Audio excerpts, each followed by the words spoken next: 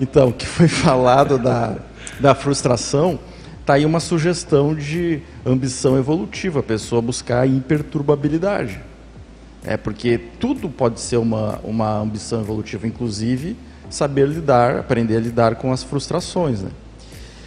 Outros dois pontos que eu queria falar é o seguinte: às vezes a gente pensa na ambição como algo grande e futuro, mas ao meu ver, e aí entra ali uma forma da ambição quando ela se torna patológica, ela não pode ser confundida com megalomania, e muitas vezes a nossa ambição evolutiva ela é a teática diária.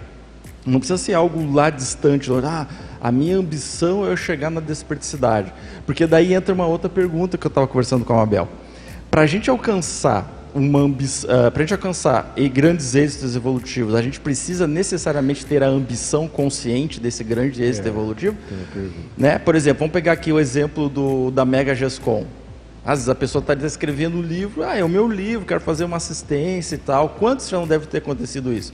E no final das contas acabou sendo a Mega GESCOM, a obra-prima do autor, do dito cujo. Então, às vezes a pessoa, pelo menos aqui na vida intrafísica, ela não chegou a ambicionar aquilo conscientemente. Às vezes até era um projeto dela do curso da intermissão, quando ela era consex, mas aqui não necessariamente. Então, por exemplo, a pessoa que trabalha bastante as suas energias, que procura ter esse foco na sua teática diária, ela vai começar, daqui a pouco, a alcançar uma série de êxitos evolutivos que não necessariamente ela ambicionou conscientemente, e sim como uma consequência natural da priorização diária dela.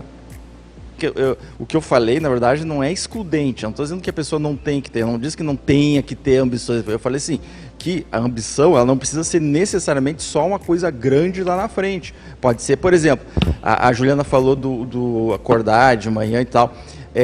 A pessoa ter uma boa intencionalidade pode ser a ambição evolutiva dela. E isso é minuto a minuto, não é uma coisa lá distante no tempo, vou alcançar tal meta. É uma ambição evolutiva, né?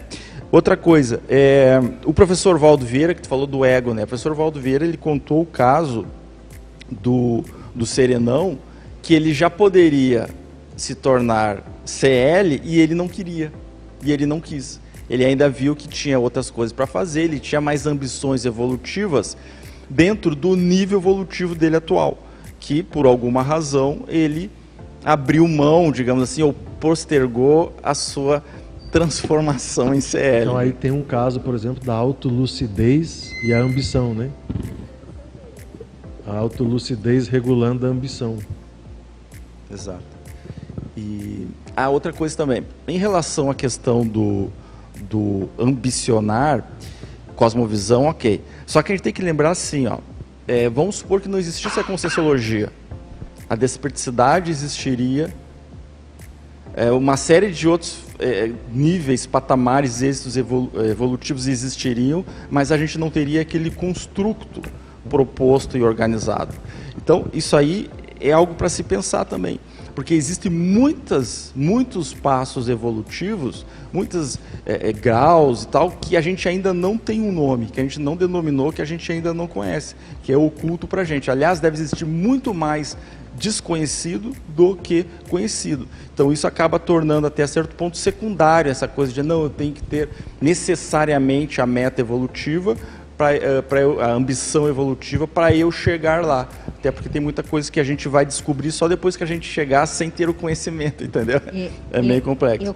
Se estuda na filosofia, na psicologia, alguma coisa também, o paradoxo de tu ter muito conceito na tua cabeça, e isso acaba fazendo com que tu te apegue demais ao conceito ali proposto e perca de vista a realidade prática. Então vamos pegar o exemplo até o professor Valdo. Quantas vezes que a gente viu aqui o professor Valdo na tertúlia falar assim, eu pelo menos vi várias vezes, esqueça a palavra, esqueça o termo, vamos ver a realidade. O fenômeno é esse, a técnica é essa. Nome, palavra, você pode usar o qual você quiser, né? Vamos ver o fato, o parafato. Então, eu acho que essa relação é importante, porque a ambição evolutiva, eu quero frisar, ela é diária, ela é teática, minuto a minuto, e começa lá na nossa intenção, nos nossos pensamentos, como foi falado aí, e isso não é pequeno. Isso não é pequeno. É dissociar essa ideia de que a ambição evolutiva tem que ser algo sempre grandioso, super avançado, e às vezes o grandioso, super avançado é uma coisa que diária com o colega, às vezes aparentemente simples ou pequeno, mas que é super avançado. As grandes ambições estão nas pequenas coisas. Eu vejo